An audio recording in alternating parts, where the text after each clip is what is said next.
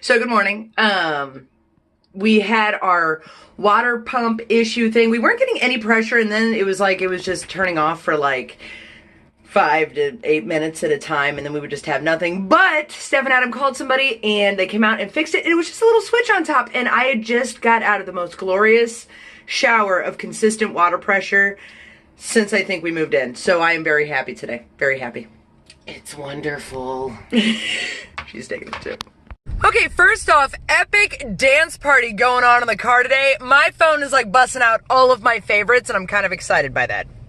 And I just dropped Kara off at work, and now I am heading home. We haven't gotten to do this for like 2 days, and I kind of missed our drives to work together. I mean, it's a little extra time you get to spend with the people you love, and I enjoy that.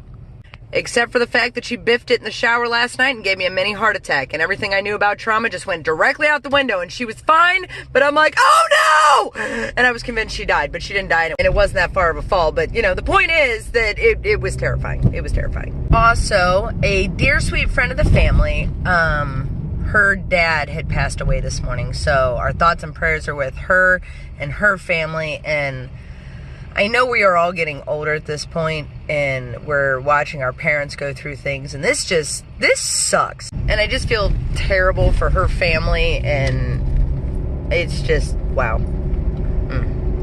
So I wanted to tell a bit of a story. So many years ago, I want to say it was like 2015, so like 4 years ago, a start of a very bad soul train ensued. My mom had just got done doing a 5K in Cleveland, and that was just super and awesome. And there was only a handful of people in her age group, including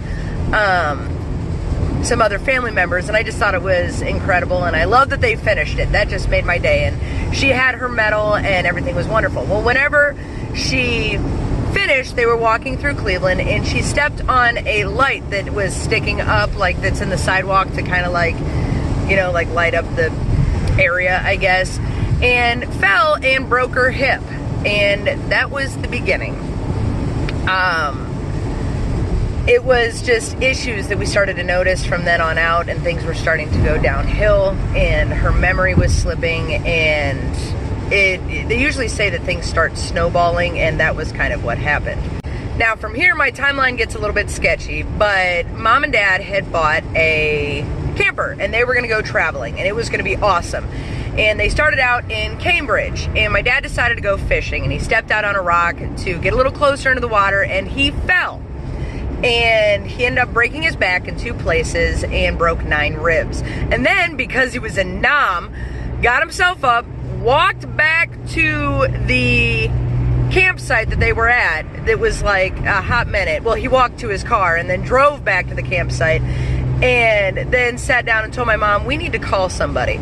I was in Tennessee at the time with my friend Carlin, so I was kind of far away, and Dad had gotten life flighted. And then he was in the ICU for a while, and it was like touch and go there for a minute. Like, he was not doing well, and they were like, you know, this is not good. And I was like convinced I was going to lose my dad, and I was just heartbroken.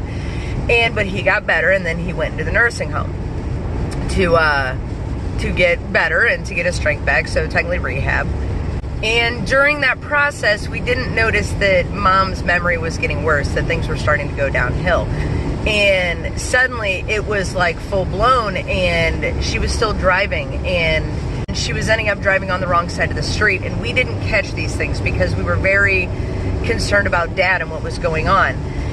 And so that ensued panic, and then Mom went to the hospital, and they thought that they're like, oh, well, maybe it's meningitis, or okay, no, we did an x-ray or an MRI, and we found that she's got masses and lesions in her brain. So they did a brain biopsy and found out that it was MS, and she was not right after she'd gotten out. And I remember crying after that because she didn't know who I was then, and things just escalated very rapidly. So Dad, who was still in rehab at the time for his back, had to hurry up and get better because now Mom was going into rehab, and it was rough. It was rough on my dad. It was rough on my mom. It was rough on me and my two sisters. It was just brutal. And all the family in general, like her sisters and her nieces and nephew. It was hard to watch what was happening because she was in her late 60s and this shouldn't be something that happens, you know?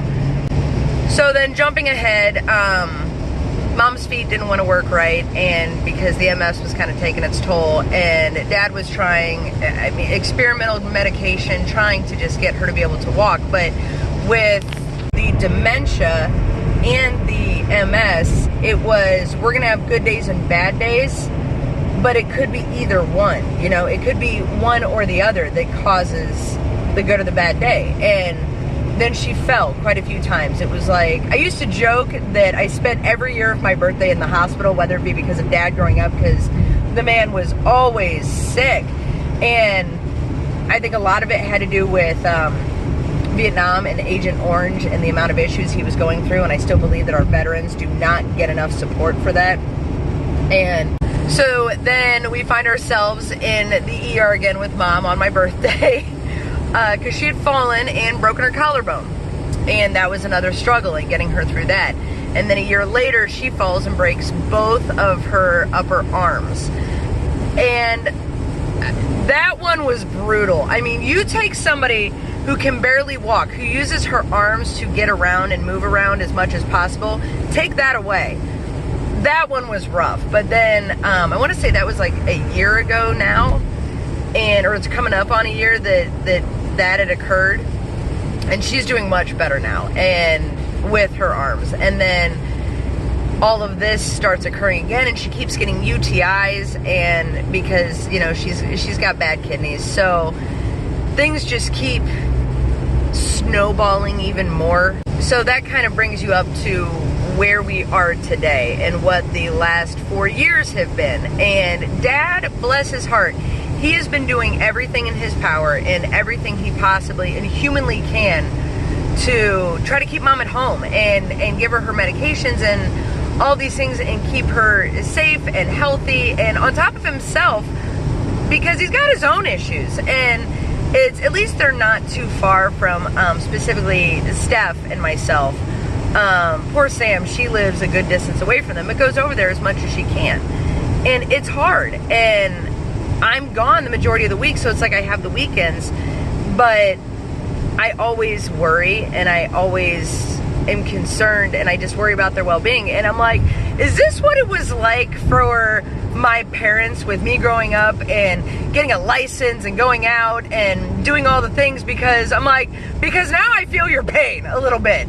And I'm sorry that I ever made you worry. Because not that you're making me worry on purpose, I'm just naturally good at worrying about things. I always worry about my parents, and I always want them safe and healthy and happy, and it's hard right now. It is hard. So there's catching you up with a little backstory, and I hope that helps clear up the water a little bit and explain what's been going on in our lives. So I think I'm going to wrap up this video a little earlier because, well, it's gotten long, but there's some backstory, and maybe I'll catch y'all up on some more later, but I hope you all have a fabulous day, and I'll talk to you later.